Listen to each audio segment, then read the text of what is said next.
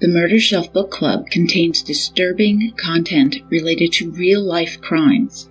Listener discretion is advised. Abductions are high-profile cases that have a devastating emotional impact, not only on the victim's family, but on the entire community. As detectives, we are under immense pressure to locate the child and apprehend the perpetrator as quickly as possible. The lessons I learned from this case will remain with me forever. There are images that I will never be able to erase from my memory, but there are also many extraordinary parts of the investigation that I'm proud to have been a part of. Lindsey Wade. In My DNA, my career investigating your worst nightmares.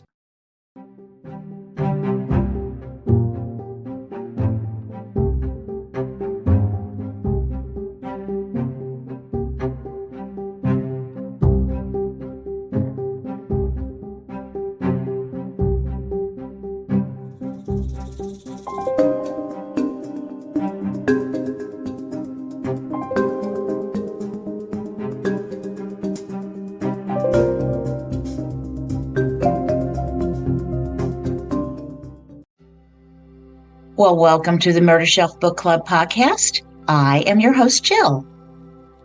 Well, this is episode 101, She Who Fights Monsters, part 3 on In My DNA, my career investigating your worst nightmare by retired Tacoma detective Lindsey Wade.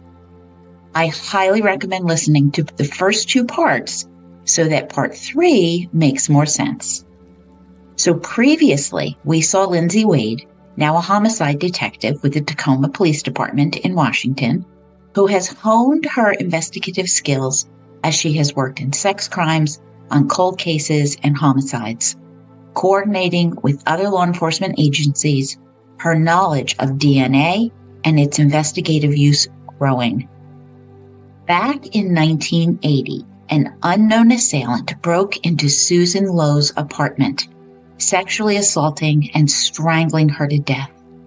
The investigation was rigorous, but with no new leads, the case turned cold. A DNA profile was finally developed and submitted to the various DNA databases with no matches. Looking into the case, Lindsey was horrified to discover a glitch in the matrix. Well, Lindsey learned that some of these SVPs did not have their DNA profiles uploaded and would not until their release, which might never happen. And she worked 2 years on fixing this and getting these additional profiles uploaded.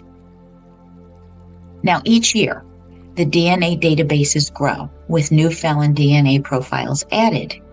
And in May 2012, Bellevue Police Detective Jerry Johnson finally received amazing news on a CODIS match from a civilly committed sexual violent predator named Michael Halgren, who was linked to this unsolved 1980s homicide of Susan Lowe. Lindsey's hard work already paying off.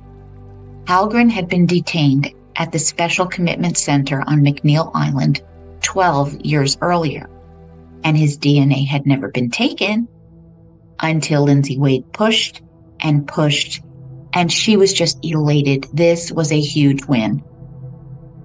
Back in 1980, Halgren was working as a machinist in Bellevue.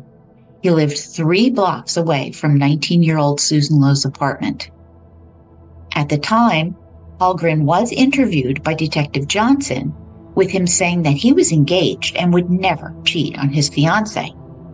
He had bought marijuana near Susan Lowe's apartment, but had never met Susan Lowe. But now, in 2012, confronted with the DNA match, he said it could have been a one-night stand. He didn't remember for certain. Well, a civilly committed SVP, Michael Halgren's criminal history was frightening.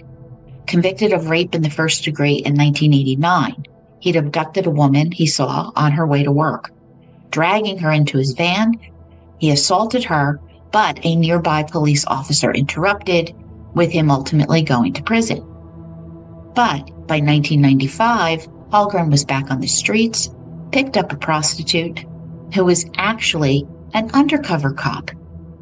In his car, he attempted to bind her with zip ties as she literally jumped out of the moving car, with a Seattle police officer witnessing all of this. Hallgren was arrested again and charged with unlawful imprisonment. Sentenced to 60 months, instead of being released, he was detained by the SCC when his sentence was up. While at SCC, Hallgren admitted to raping more than 20 women after he left the Air Force in 1975. A peeping Tom, he'd exposed himself over 40 times. He also admitted to fantasies of stabbing, shooting, and strangling women.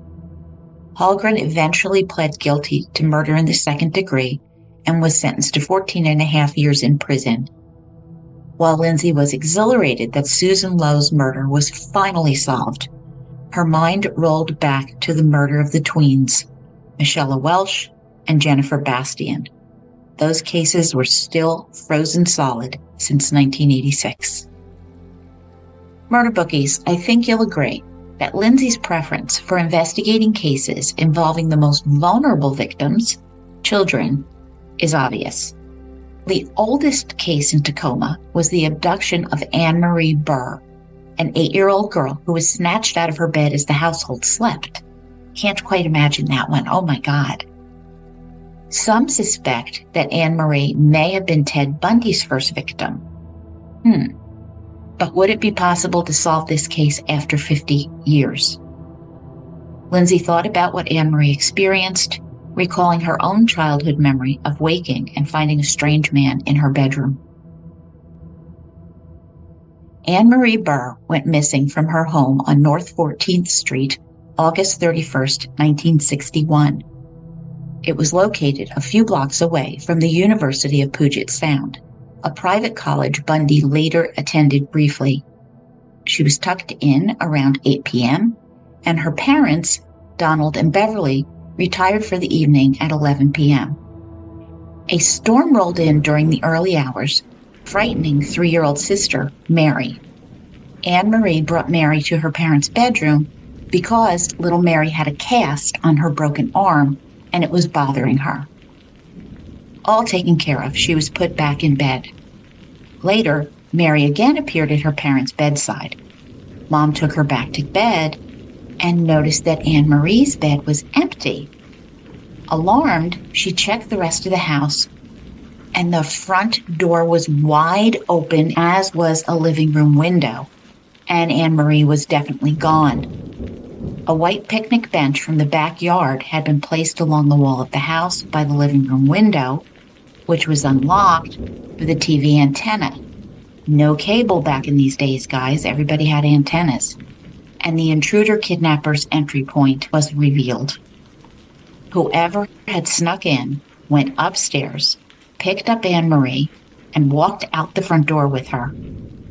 Well, the police were called to the Burr home, arriving around 5:30 a.m. They told the officers that their dog had barked at some point during the night, but with the storming, they had no idea what time it was. Nothing had been stolen. Fingerprints were taken. A partial palm print from the bench was never identified.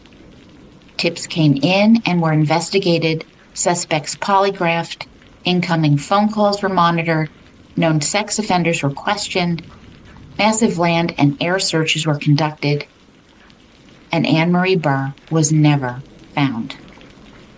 This crime was high risk. Entering the house with a whole family sleeping inside was daring. Abducting a child and exiting without a trace, ballsy. Ted Bundy was never identified as a suspect in the Burr case, however. 10 years later, Bundy was revealed to be the prolific serial killer and escape artist who was eventually captured in Florida in February 1978. He was executed at Florida State Prison January 24, 1989. Ted grew up in Tacoma, attending the Hunt Middle School from 1960 to 62, and then Wilson High School from 1963 to 65.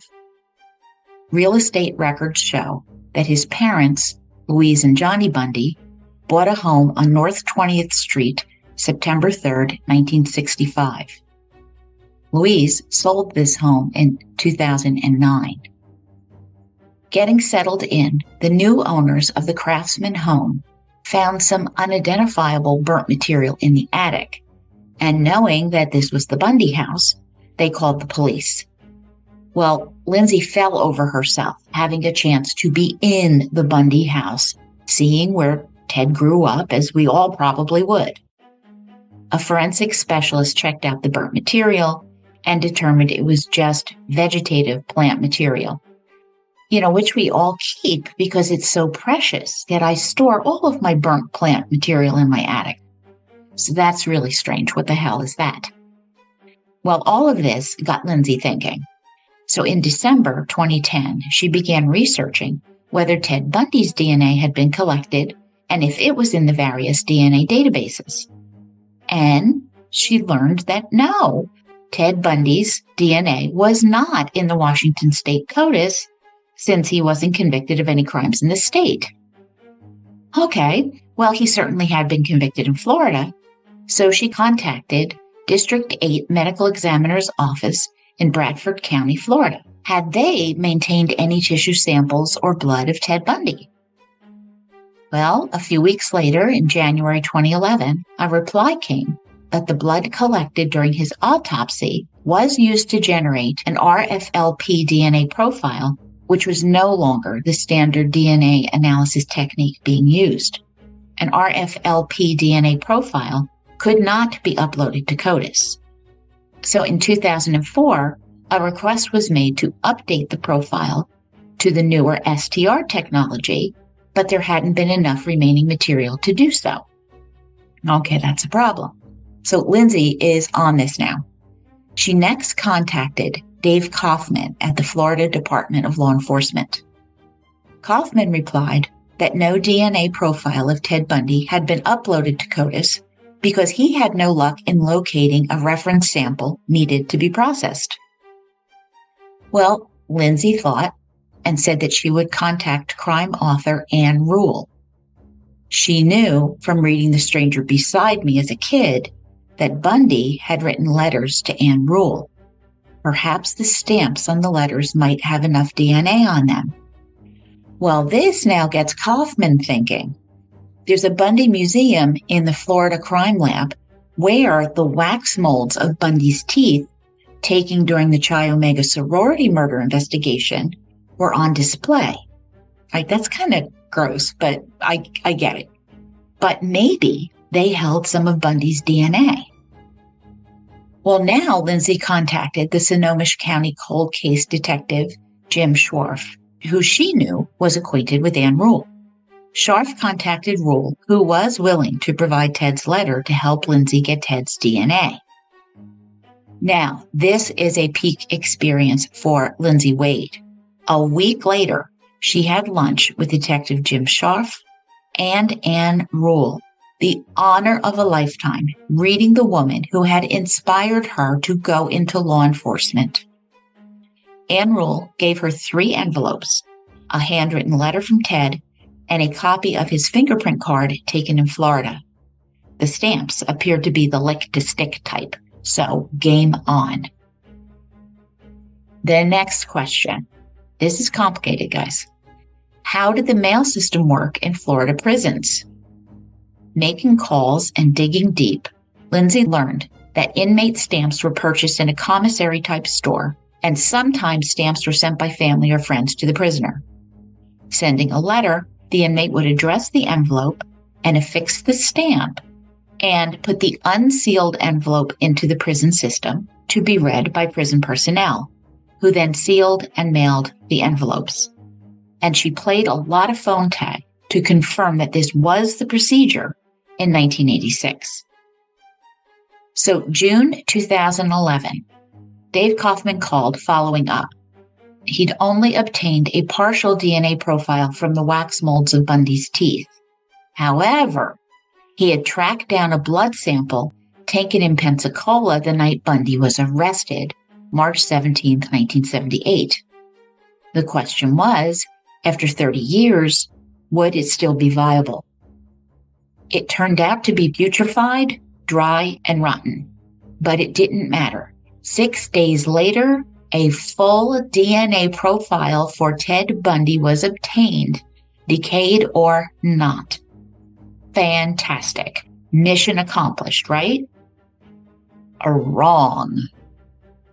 Okay, make sure you're sitting down because this made my blood boil. Because this blood was taken before Ted Bundy's conviction, and because the executed confessed serial killer was not currently in custody, it could not be uploaded to CODIS. Well, what the hell? All right, I'm sure you, like me and Lindsey, we are all incredulous. Quote, Ted Bundy didn't qualify for the National DNA Database. Ted Bundy is the poster child for the National DNA Database. He was a cross-country serial killer who evaded capture because law enforcement had no way to connect him to the horrendous crimes he committed across numerous states. End quote. Now, this has come up before, but it deserves retelling. Former Los Angeles police detective Pierce Brooks had the idea to use a computer database to track serial murderers across the United States so law enforcement could connect similar crimes from jurisdiction to jurisdiction, across states and the country. And in 1983, Brooks testified before Congress about what VICAP, Violent Criminal Apprehension Program, would do. In his testimony, Brooks used Ted Bundy as the example to demonstrate how a country-crossing killer could have been stopped earlier if VICAP existed. Irony of ironies. Now, due to bureaucratic BS, only Florida would be able to run DNA tests against Ted Bundy's profile. Wrong, just wrong. Frustrated, Lindsey nevertheless suggested that Kaufman send out a bulletin to law enforcement agencies everywhere that Bundy's DNA profile was on file in Florida. Kaufman also requested that VICAP notify CODIS administrators in all 50 states, as Lindsey notified Washington State's HITS, Homicide Investigation Tracking System, with more bulletins going out. All right, this is just madness, by the way. It's just madness. Well, a can of worms was opened, and the powers that be took their heads out of their asses. I'll tell you what I think. They decided to upload Ted Bundy's DNA profile to VICAP under a new category called legal. While not in the offender index, legal would be searched in its own category. So it did finally happen. So far, there have been no matches, but this is offset by the huge backlog in processing rape DNA kits. So hurry up and wait. And again, good for Lindsey, doing what I certainly never imagined needed to be done. This took grit and steely-mindedness, and she got it done. Now, a few years afterward, she got to meet the original Ted detective, Bob Keppel, who she idolized for his work on Bundy and the Green River Killer cases. Now, this is just adorable. She brought a bunch of Keppel's books with her to have him sign them, but got there and felt foolish, fearing she'd look like a groupie, and left them in the car. So I do stuff like that so I can really appreciate it. I've talked to you about my fangirling experiences here. So Lindsey, I get you. But still, she got to sit with Bob Keppel in his home and talk about Ted, and it was an amazing thing to behold. Now, a few years after Bundy's DNA profile was uploaded, Lindsey met with the authors Stephen Michaud, who were interviewing Gene Miller and Lindsey for a book that he was writing about Bundy. He published 2, The Only Living Witness and Conversations with a Killer. When Ted was living on death row in Florida, Stephen Michaud spent several months interviewing him. Now, early on, Bundy professed his innocence. But Michaud employed a method by which Bundy could speculate about the type of person who committed the crimes, dodging taking personal responsibility for them himself. This reminds me a little bit of O.J. Simpson's book, The Tiny If I Did It. Yeah. Bundy gave Michaud details only the killer would know. Both Lindsey and I have read these books over and over. And by the way, in 2019, Netflix did a series, Conversations with a Killer, the Ted Bundy tapes, based on these books, and it is definitely worth watching. So August 4th, 2014, during Lindsey's short drive to the station, she heard a news alert. A 6-year-old girl was missing from the jurisdiction next door.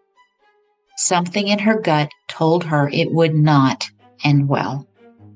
And coincidentally, August 4th was the 28th anniversary of Jennifer Bastian's abduction in Tacoma's Point Defiance Park.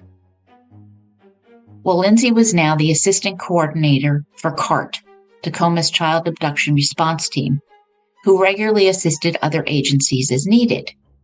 She and Lieutenant Rob Jepson would meet with fellow CART member, FBI Special Agent Kyle McNeil, at the command post across from Puget Sound, where the landscape was much more rural.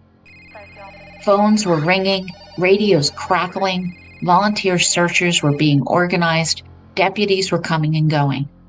6-year-old Janice Wright was missing and urgently needed to be found. Shoulder-length raven hair, a toothy grin, just adorable. Her parents last saw her on Saturday, August 2nd, between 10 and 11 p.m. when she went to bed. She wasn't reported missing until the next day, just before 10 p.m., when her siblings said they couldn't find her. The 911 call was made by her 12-year-old sister. Her father spoke to the dispatchers, not sounding too concerned. He believed she was at a friend's house.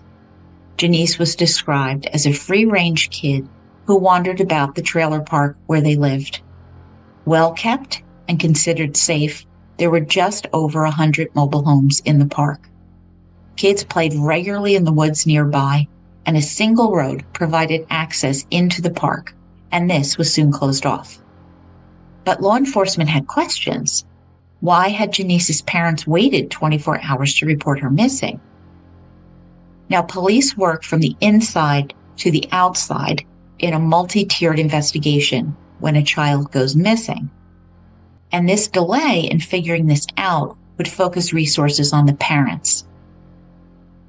For some context, in 2022, in the United States, 203,900 children were victims of family abductions.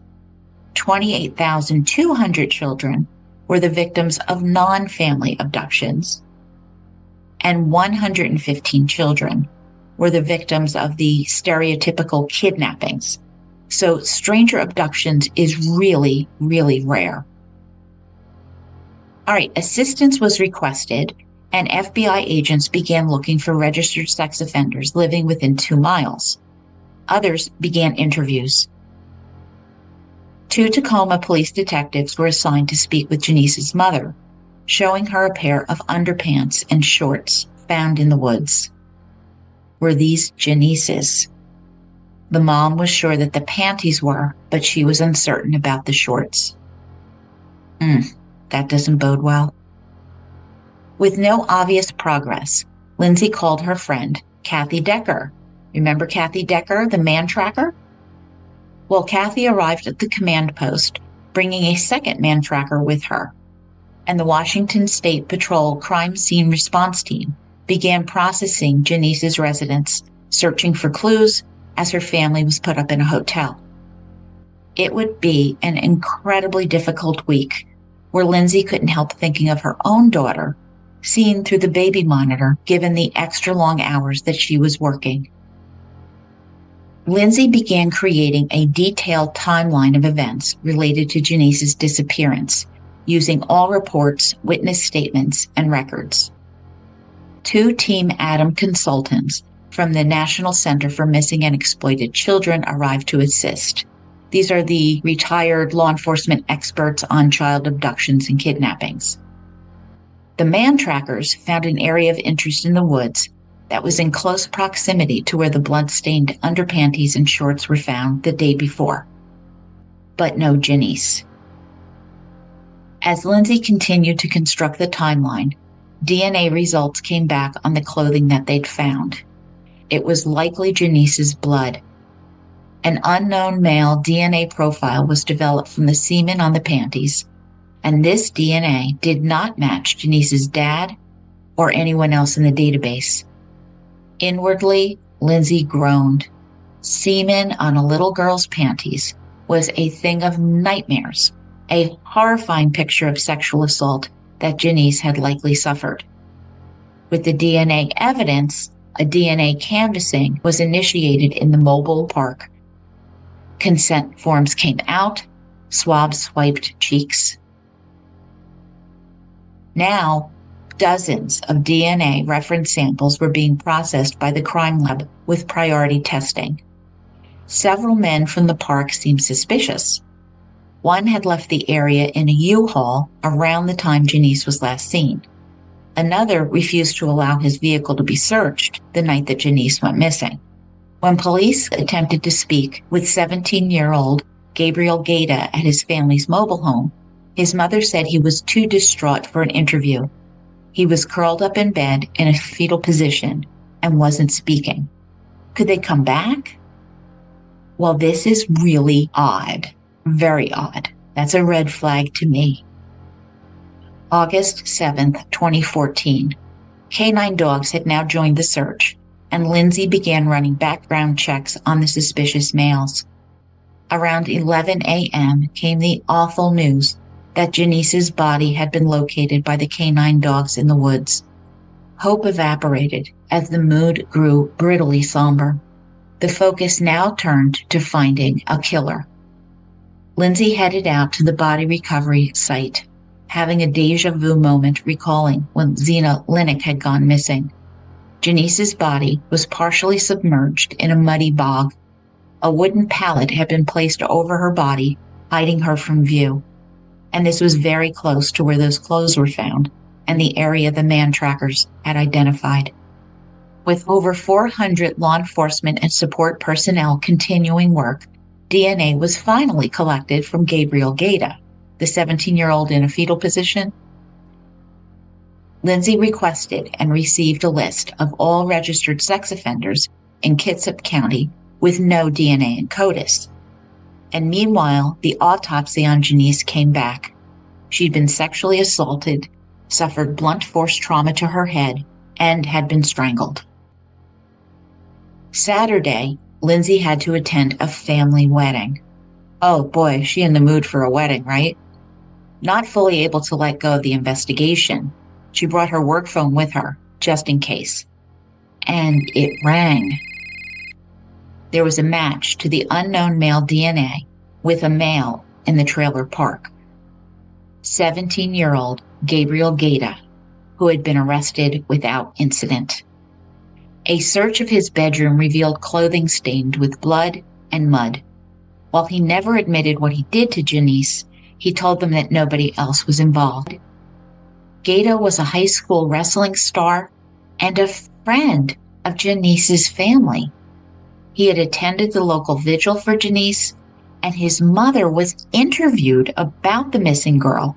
And in the video, Gabriel is sitting next to her in Mom's car. So fast forward to February 2017. Judge Forbes ordered Gabriel Gaeta's admission to the Western State Hospital for competency restoration after he was found unfit to stand trial. During this period of observation, suicidal ideation was noticed, with him refusing the psychiatric medication. Gaeta then violently attacked staff members. Kitsap County Superior Court ordered that he be involuntarily medicated, which led to him being deemed competent to stand trial. He ultimately pled guilty to aggravated first-degree murder and first-degree rape of a child, and he was sentenced to 40 years in prison. Well, throw that key away. In the Kitsap Daily News, Janice's grief-stricken grandfather, Orlean Almohera, said, quote, "We are all so sad, angry, and heartbroken that we will never get to see our granddaughter finish elementary school, high school, graduate, attend college, get married, and have children of her own." End quote. Mother Denise Wright spoke of Janice's, quote, "upbeat attitude, liveliness, precociousness, and intelligence. You could tell she was going to be a special little girl. Her smile and friendliness would brighten up anyone's day. She was the sunshine in our family, and now it's gone." End quote. That poor little girl. This poor family. I'm so glad Gabriel Gate is off the streets. Well, back in 2012, Jean Miller had applied for a grant from the National Institute of Justice to solve cold cases with DNA. Diving into unsolved homicides, Lindsey and Jean also included sexual assault cases. With Detective Brad Graham joining in, they reviewed dozens of rape cases where the rape kit had never been tested. 30 cases were submitted to a private lab for DNA testing, and while reviewing these cases, Lindsey always looked for cases that were similar to the unsolved murders of Michella Welch and Jennifer Bastian. There was a good chance that other cases existed, and the dots had just not been connected yet.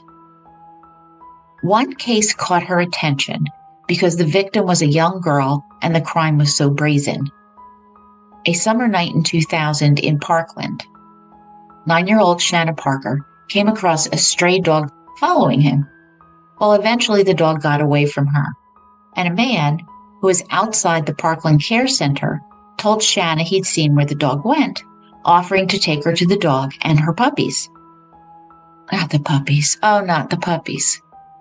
Shanna followed the man into a field, and instead of puppies, Shanna was sexually assaulted and brutally raped. Alive, Shanna walked home and told her mom what happened, with the Pierce County Sheriff's Department notified. Shanna was taken to the hospital as detectives began canvassing the area. After interviewing several residents of the Parkland Care Center, a man, Antonio Nieves, was seen with Shanna, agreeing to help the little girl find some puppies. Haha. However, showed a photo lineup, Shanna did not pick Nieves out, and the case went unsolved. Being Lindsey, she now called the Washington State Patrol Crime Lab, inquiring as to whether Shanna's rape kit was processed for DNA testing. Well, it had been back in 2000, and a male profile was obtained. The file recommended getting a reference sample from the suspect, Antonio Nieves, for comparison. In 2008, there was a match in the DNA database from her rape kit, Antonio Nieves. But this was not reported to the Pierce County Sheriff Department as a CODIS hit, as it was a conviction hit. Wait, a what? A conviction hit? Lindsey had no idea either. Inquiring, Lindsey was told that this term is used by the crime lab when an offender provides a DNA sample as a result of a conviction.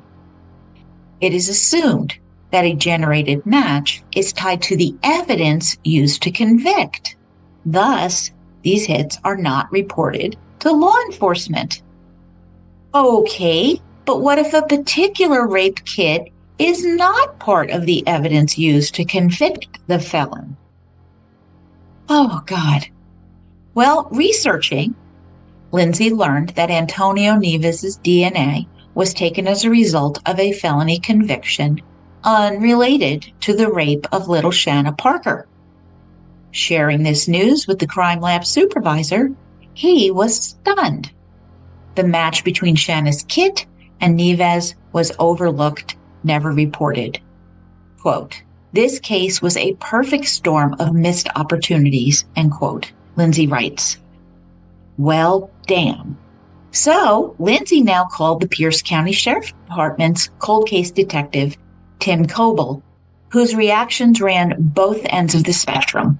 Yay, a match, but what the hell? Reopening the investigation, Antonio Nieves pled guilty in 2015 and received a 20-year prison sentence, and Shanna Parker finally got justice. Yeah. See why I love this book? There's some tough stuff here, but there's some real justice happening. So, 2013, reports on the 30 samples of DNA began coming in. There were 2 hits for stranger rapes by a name that Lindsey knew, a very bad guy, Andre Taylor. The first case took place at McKinley Park. Do you remember Donald Schneider at McKinley Park from episode 1? Well, on July 19th, 2019, the police were dispatched to the park, and they found victim Marcy Bennett lying in the street, partially undressed, crying, covered with debris. Taken to the hospital, she said she'd been offered a ride by a black male on Puyallup Avenue. Driving to McKinley Park, she vaguely recalled being assaulted, with him threatening to get a gun from his car as he struck her over the head a number of times. A rape kit was collected, but this case was not investigated further. A second case happened 4 months later in November. A hysterical 41-year-old woman, Samantha Carmen, told Tacoma PD that she was walking to a friend's home when a man approached her on foot, wanting to know if she wanted to make some money. Ignoring him, she continued to walk. He grabbed her from behind, dragging her into an alley, saying he'd choke her if she screamed, and raped her. When finished, he fled on foot. Canine dogs tried to track him, but he had escaped. Samantha was taken to the hospital, but walked out. A decade later, she explained to officers that at that time, the responding cops didn't seem to believe her. She was then left alone in a room for a long time. And she'd had enough, and she left, walking home alone. Oh, God, how horrible is that? Well, fortunately, a Tacoma police forensic tech had collected a semen sample from the alley, which had been deposited by the unknown suspect. 10 years later, this semen swab came back to Andre Taylor. Lindsey had run across Taylor a year earlier in another investigation. In February 2012, she was digging into the database to see if she could find a solid lead for investigator Ryan Larson. On February 17th, Susan Lee was walking home after working the night shift and noticed a blue Chevy truck following her along 72nd Street. Passing her several times, she diverted, cutting across a parking lot, when the truck followed her and hit her from behind.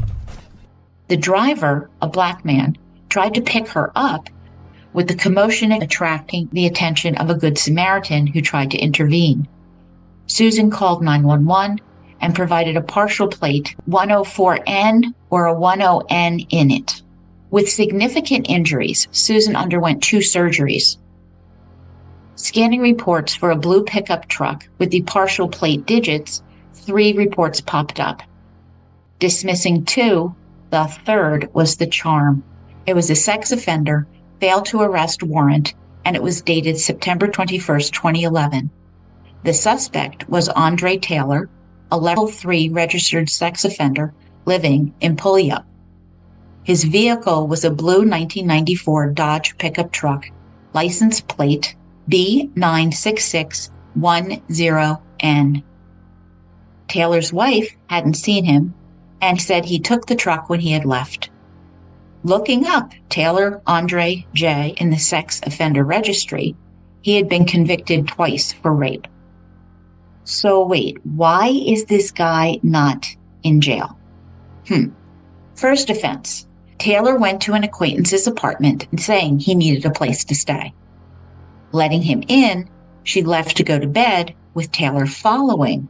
When she told him to leave, he pulled a gun, raping her, and would terrorize and stalk her afterwards. This resulted in the first count 1 rape. Count 2 went back to an incident in 1995. Taylor went to the home of an 18-year-old female, waking her up. He made advances towards her, and she told him to stop. only he didn't want to stop and sexually assaulted her. Other convictions involved burglary and theft. Now, I love this phrasing. He was deemed non-amenable for treatment at the sex offender treatment program. Level 3, Taylor was at high risk to reoffend, and the warrant for his arrest went out. Lindsey and Detective Brian Vold then went to speak with Susan Lee at the Tacoma General Hospital, conducting a recorded interview. She told him the story of walking home at night around 4:30 a.m., being stalked and struck by the truck. He had then apologized and he said he'd take her to the hospital, picking up her phone, but did not call 911. Screaming for help, Susan snatched her phone back and dialed herself. Struggling to stay conscious, eventually she gave the phone to the Good Samaritan who intervened, and the suspect drove away. Next, Lindsey acquired Andre Taylor's cell phone records, which was on a female's account. Driving to this address, the blue truck was parked outside. Surveillance was set up as Lindsey updated the prosecutor, who in turn updated Taylor's failed to register warrant, with the judge signing off on it. Shortly thereafter, exiting the apartment, Andre Taylor was detained.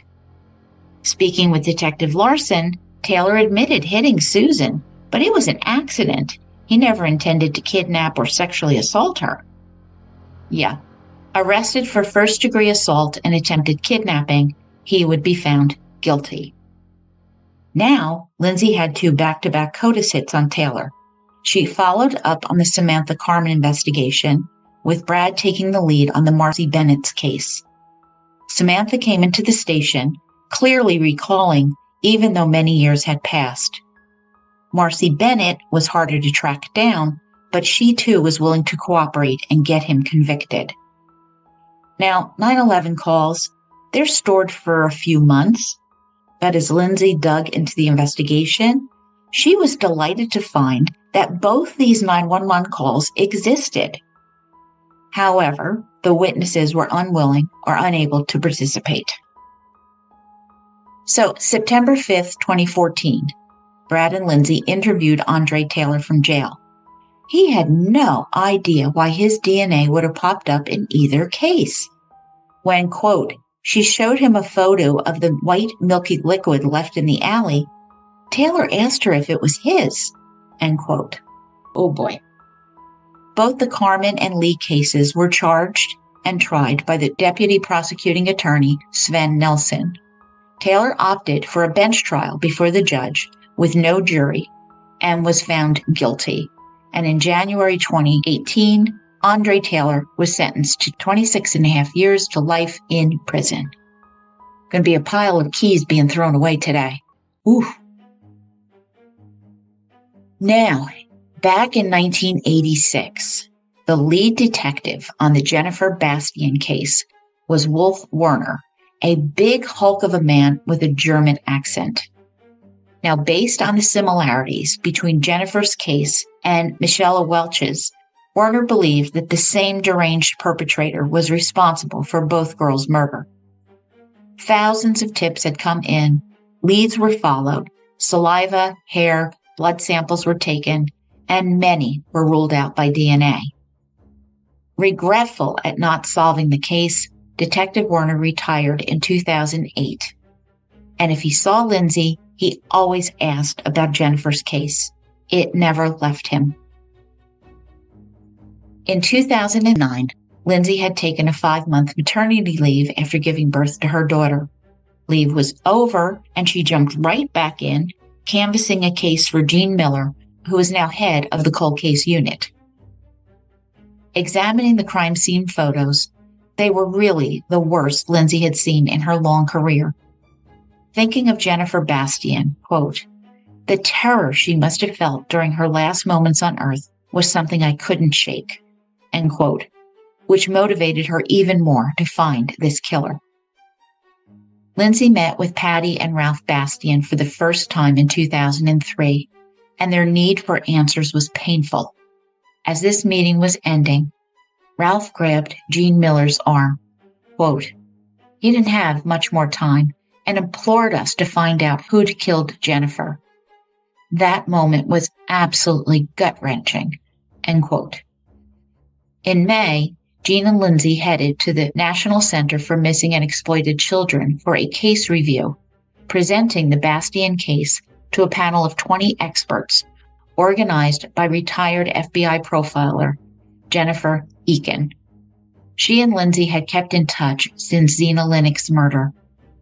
After a robust discussion and deep dive, some new investigative ideas were generated. Jean submitted Jennifer's swimsuit to the crime lab for DNA testing, and hairs were sent to the Minnesota Department of Public Safety crime lab for mitochondrial DNA testing, the best technology could offer at the time.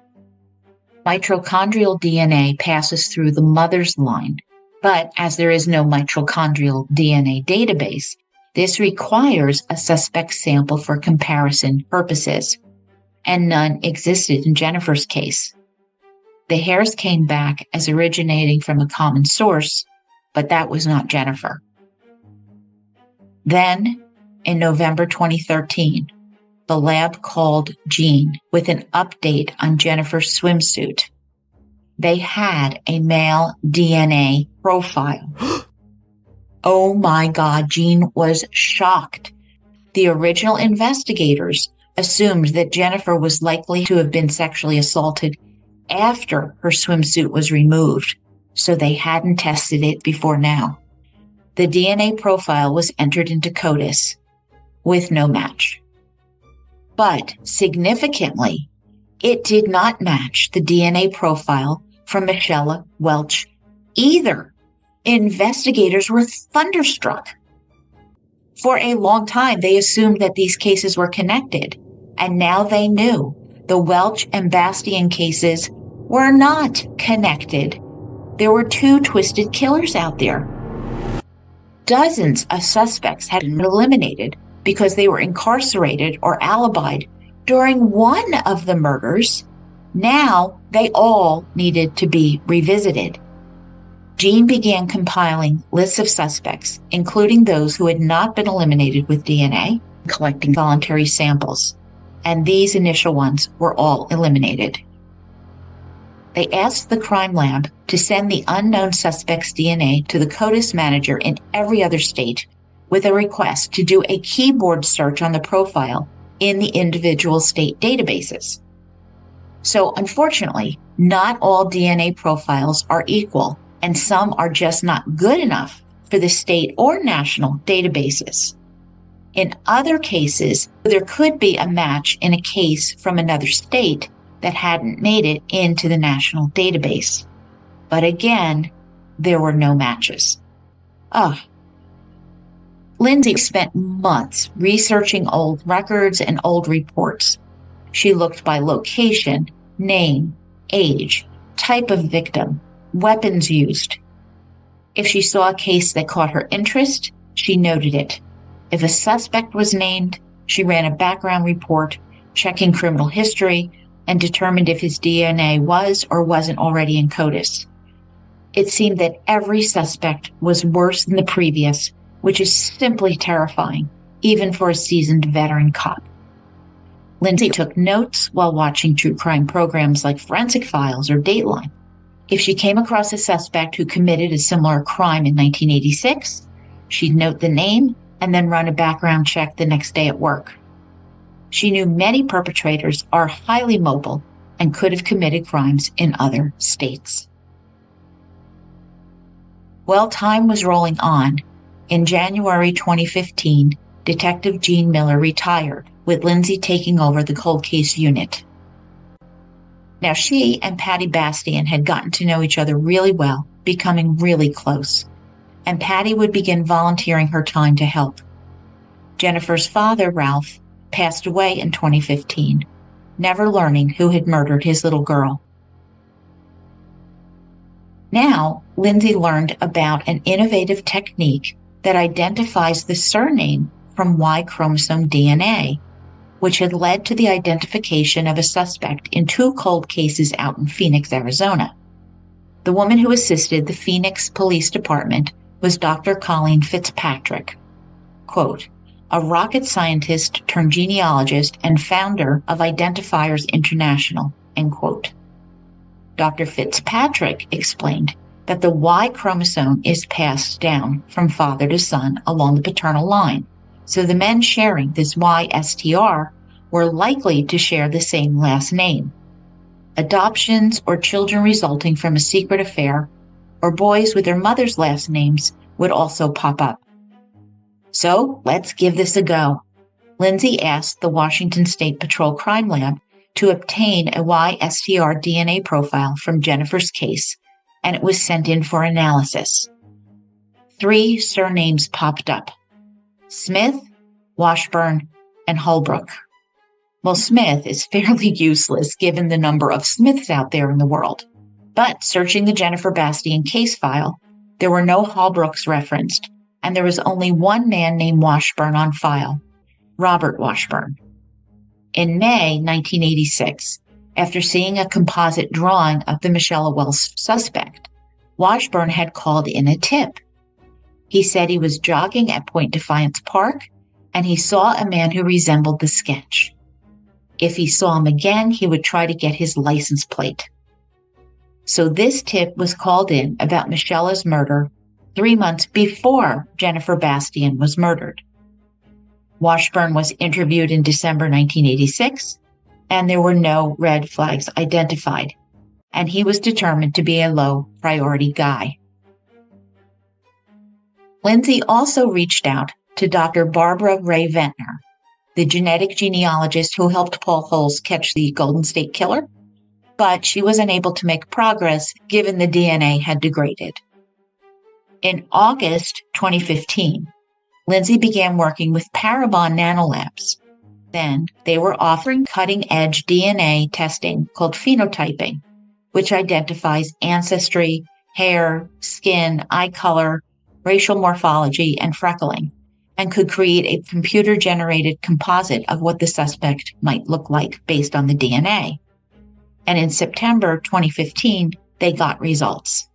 He had European ancestry with blue or green eyes, blonde or red hair, fair with some freckling. In 2016, with no DNA matching, Lindsey decided to do a robust spring cleaning, taking every male name in the case file and putting it into a web-based, searchable database. Painstaking, tedious work, reviewing every report, note, teletype, offender list, field report, criminal history, photos, whether DNA was or wasn't in CODIS. I cannot stress what an enormous undertaking this was. When completed, 2,300 names were categorized, and only 350 had been eliminated by DNA or incarceration. During all of this, the FBI helped finance the work done by Identifiers and Parabon, with FBI Special Agent Terry Postma assisting in the investigation. He also tracked down some elusive suspects from out of state. 2016 was also the 30th anniversary of the murder of Jennifer Bastian. Now, this all coincided with the annual CART, Child Abduction Response Team exercise. But instead of focusing on an Amber Alert, the public information officer presented the digital composite of the unknown suspect created by Parabon. A tip line was staffed, and this was a success with 120 new tips coming in. New funds from the U.S. Marshal Service paid for additional DNA testing. Lindsey also helped to track down blood spot cards from deceased suspects, and this DNA was tested too. 121 new DNA samples were collected, and an additional 40 from out-of-state persons of interest. Many potential suspects lived off the grid, were transient, homeless, and one was in carny work, working in a circus. Hoarders, filthy, disgusting men were approached. And you have to read this part of the book for yourself because it is just yuck. Now, Lindsey began sending DNA samples collected during the CART exercise out for testing. Time to hurry up and wait again. In August 2016, Lindsey gave a presentation at the International Homicide Investigators Association Symposium on missing offender DNA and CODIS, which had become her passion, understandably. Finding the offenders who had slipped through the cracks was crucial in fixing the system. And after months of waiting, the results were all negative, no DNA matches. The second batch was sent out, and months passed by, and no match. Then the third set went out. Guess what? No match. Paraphrasing now. By the time the final batch was sent out, Lindsey was discouraged, to put it mildly. So many promising suspects, but no match. Growing pessimistic, on call for 14 years, and with no partner now, she had burnt out. The work spun you in circles, the results swerving and elusive, and she needed a change. The Washington State Attorney General's office had won a $3 million grant, the Sexual Assault Kit Initiative, to inventory and test unsubmitted sexual assault kits from all over Washington State. So Lindsey decided she would retire and take on this job. But she had to tell Patty Bastian. Leaving the Tacoma Police Department after 21 years was hard. Leaving without solving Jennifer's case was painful, and her last day was bittersweet as she turned in her gear and went out for a celebratory lunch. Lindsey didn't cry until she got home. April 16th, 2018, she began the new job with great people and a great purpose. About 3 weeks later, so this is May 8th, 2018, her Tacoma Police Department cold case unit replacement, Detective Steve Riopelli, called her and asked her if she was sitting down. Well, yeah, she was. Why? She heard Riopelli say, quote, "There's a match on Jennifer Bastian," end quote. Lindsey has no idea what she said next.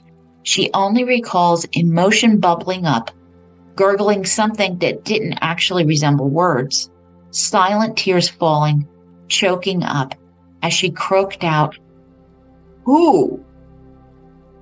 Robert Washburn. Washburn.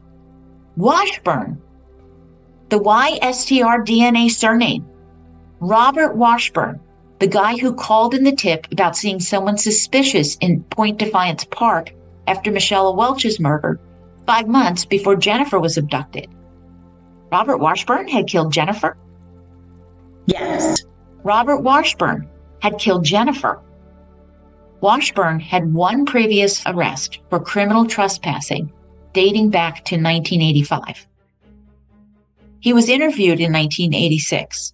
In this report, he was listed as other, not suspect. Because he had no criminal history, he's classified as a low priority. The only reason Lindsey had added Robert Washburn to the DNA collection list was his last name, given to her by Dr. Fitzpatrick.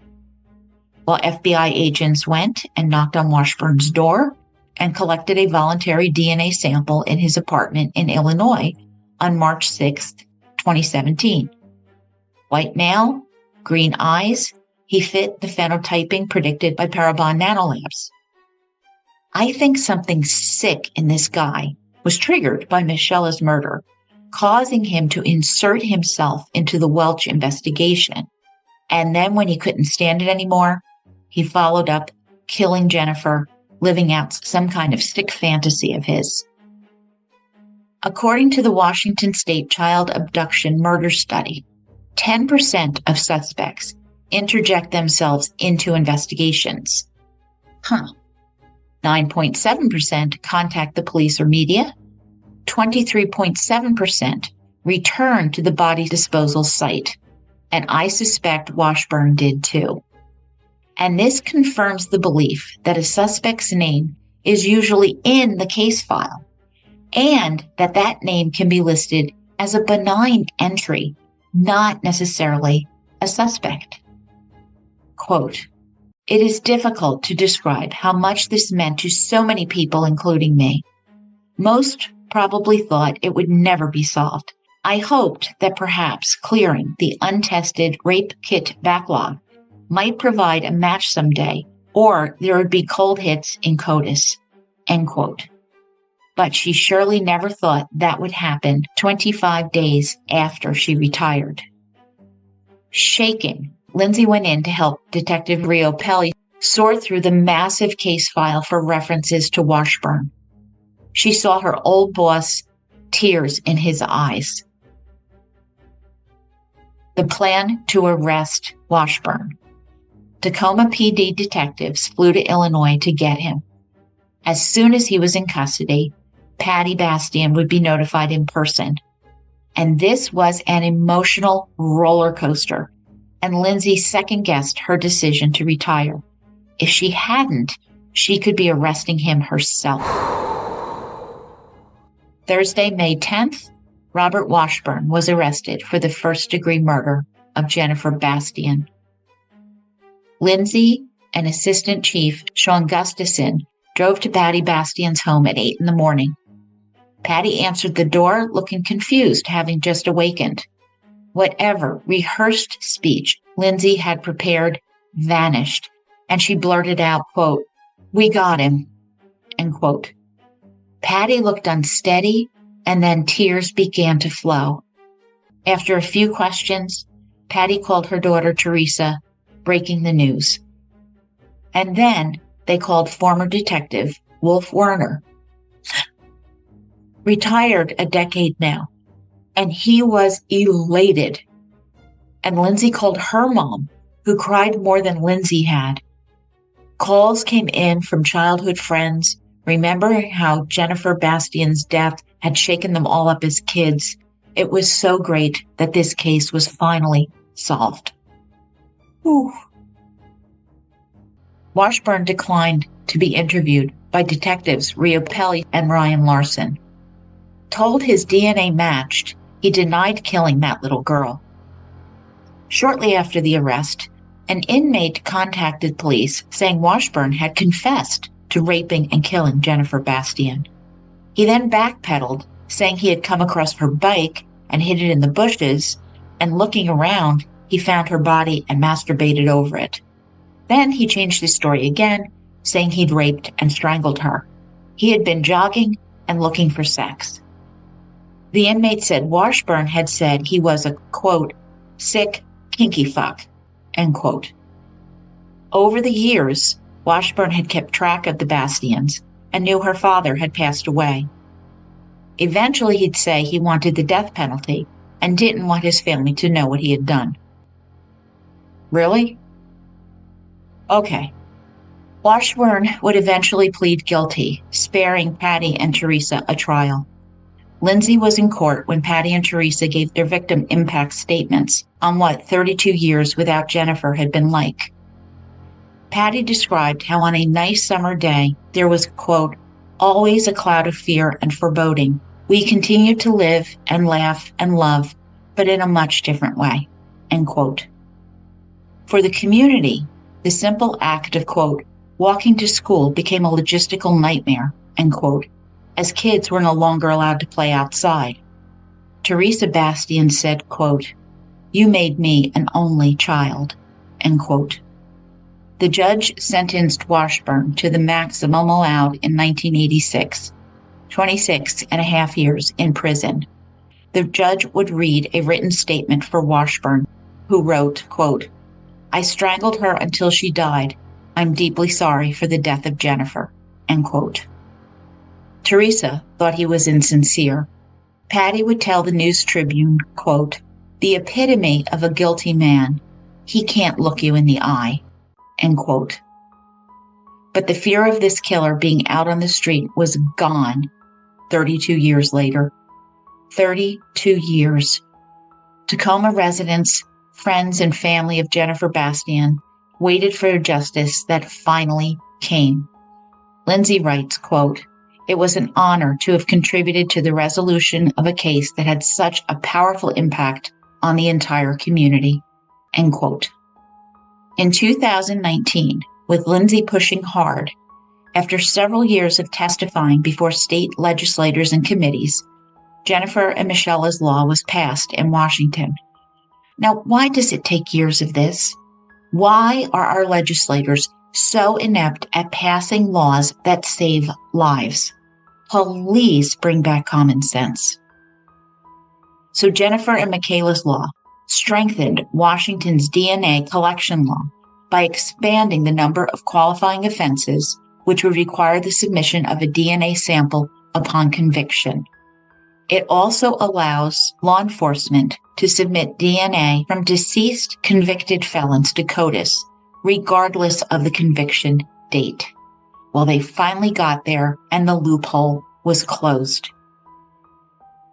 Lindsey wraps up the book reflecting back on her impressive, amazing career. Quote, "Being a detective who also happened to be a female of color gave me a unique perspective on the crimes I investigated and the interactions I had with victims and their families." End quote. She recalls a family member of a Black homicide victim who feared that nothing would be done to solve the murder because, quote, "it was just another Black man," end quote. That fear was not borne out, and Lindsey solved the case. Retired now, she still Googles the names of perpetrators that flit across TV because seeking justice will always be in her DNA.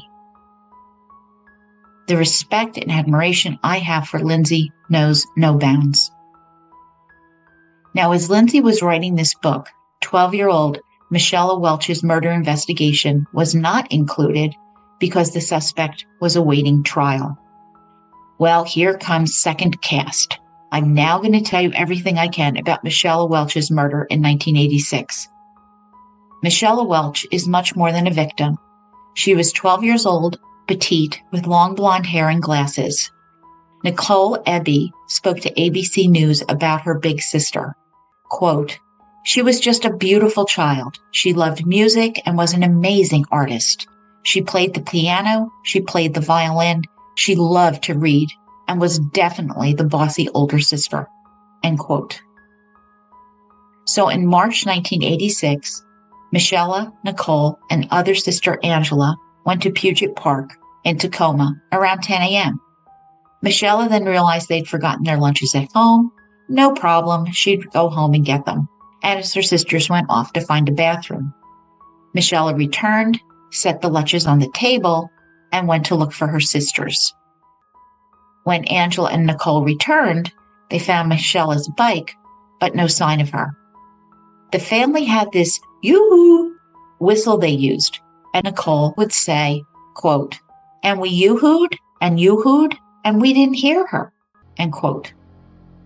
By 3:10 p.m., officers arrived at the park, and the search for the missing girl began. A 13-year-old classmate later told detectives he saw a man in the park that day under the Proctor Bridge who kept looking at the girls. Well, this man was never found. Around 11:30 p.m., a tracking dog found Michella's body in a makeshift fire pit area gulch, about 50 yards or 45 meters off the nature trail. She had been beaten and sexually assaulted, her throat cut. Coordinator of the Explorer Search and Rescue, Grant Smith, said, quote, "Her hands were clutched tight and were all muddy. She must have put up a real struggle," end quote. Oof. Thousands of tips were investigated over the years, but the case turned cold. In 2006, a DNA profile was developed from the evidence. However, the killer's DNA did not match any of the DNA profiles in the national database. In 2018, Tacoma police detectives gave approval to Parabon Nanolabs for the killer's DNA to be uploaded to GEDmatch, a public genetic genealogy database, which permits this type of search. Now remember, you have to opt in at GEDmatch. You have to opt in if you want your DNA profile to be used for investigative purposes. Now, from GEDmatch's DNA, genetic genealogy identified two brothers who did live in the area in 1986 as possible suspects who were immediately surveilled.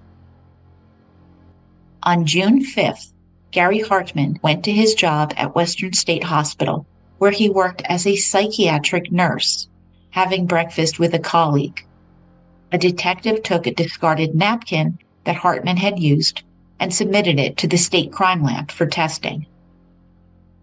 The lab found a match between the DNA on the napkin and the DNA from 1986. The decades-long hunt for the killer was over. The married father of two, with no criminal record, Gary Hartman was arrested, pleading not guilty. A neighbor of Hartman's was shocked, saying, quote, "You never expect the face of somebody who's done something this terrible to look so normal." End quote. Yeah, you're not kidding. Way too common. On hearing that Michella's case was solved, Lindsey Wade said, quote, "I am relieved. I am happy he is in custody and happy we were finally able to give Michella's family some answers." End quote. Michella Welch's family attended Hartman's court hearing. Nicole Ebby said, quote, "I'm just thankful that the court system can do its job now and that it was through DNA. You can't argue with it." End quote. And Hartman was held on a $5 million bond. In May 2022, after a bench trial, Pierce County Superior Judge Stanley Ramah found Gary Hartman, age 70, guilty. The judge said, quote, "There are no excusing conditions for your behavior. You are guilty of one of the most malignant and depraved crimes," end quote, sentencing Hartman to 26 years and 6 months in prison. The convicted child rapist and murderer cried throughout the proceeding, as Welch's mom, Barbara Leonard, Angela, and Nicole spoke about Michella. Later he would say, quote, "I'm so sorry. I'm so sorry. God knows I'm so sorry. That doesn't help. I'm just sorry. I'm just sorry," end quote. Hartman, who used a walker in the courtroom, will likely die behind bars. Speaking to KOMO, Barbara Leonard said, quote, "I say lock him up and throw away the key, and now he will pay the price. However, it will not bring her back, but justice will have been served. It's a great relief he's been sentenced, and I can't say whether or not he feels true remorse. It's not up to me, but one would hope so. And I think we'll find out someday in the judgment of God if he is really repentant," end quote. And that's where I will end episode 101, She Who Fights Monsters, on In My DNA, My Career Investigating Your Worst Nightmares, by the amazing Lindsey Wade. Whoa, there were some heavy-duty stories in this. And I'm so glad all of those monsters are behind bars. And announcing our next book, Harvest of Innocence by Dan Steedham and Tom McCarthy, on the West Memphis 3. Oh boy. I met Dan Steedham at CrimeCon 2024 in Nashville, and I could have listened to him all day. Now, this isn't just about the murders of some children, a breach of justice, the complexities of 3 defendants accused of murder 30 years ago, but it is also the impact the case had on his life as well. This is his personal story, not someone researching or digging into a case. He lived it. So read with me, or let me tell you the story with my usual analysis, research, and updates. So thank you for listening, Murder Bookies. I see you as you hear me. Take a few minutes to leave an awesome review that will help me make new to Murder Bookies, and I will be sure to shout you out in the next episode or so. Share with me your thoughts at jill@murdershelfbookclub.com and on X, Facebook, Instagram, and we are now on YouTube.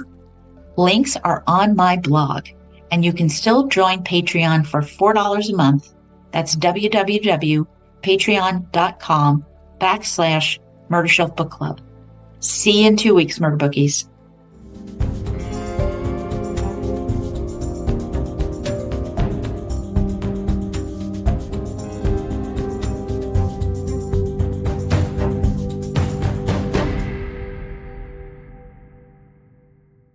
Written and produced by Jill, all rights reserved. Music, The Pewter Elephant by Blue Dot Sessions.